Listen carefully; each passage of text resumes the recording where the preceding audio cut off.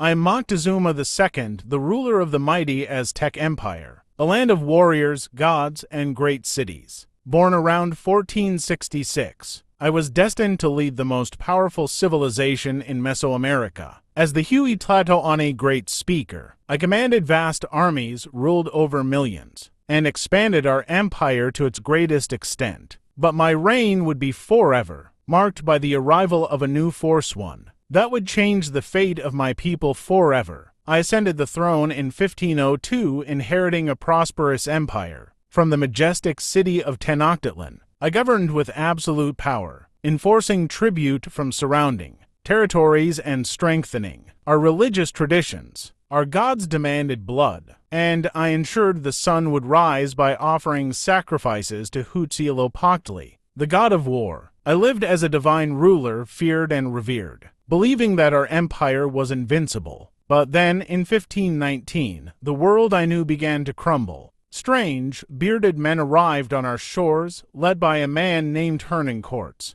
They came in floating temples, riding monstrous beasts, wearing metal skins, and wielding weapons that spat fire. The omens had warned of great change, strange lights in the sky, lakes turning to blood, and voices whispering of doom. Some believed Courts was Quetzalcoatl, the feathered serpent god, returning to reclaim his throne. I hesitated. Should I greet these visitors as divine beings or destroy them as invaders? I chose diplomacy, sending gifts of gold and jewels, hoping to appease them. But my gifts only fueled their greed. They marched toward Tenochtitlan, and I allowed them into my city, welcoming them as guests. That was my gravest mistake. Once inside, they took me prisoner in my own palace. I was no longer a ruler, I was a puppet of these foreigners. My people, seeing my weakness, rose in rebellion against the Spaniards, attacking them in the streets. The rage of the Aztecs forced the invaders to flee, but not before they used me one final time. They made me stand before my people, ordering them to stop the attack. Instead, they pelted me with stones, cursing my name.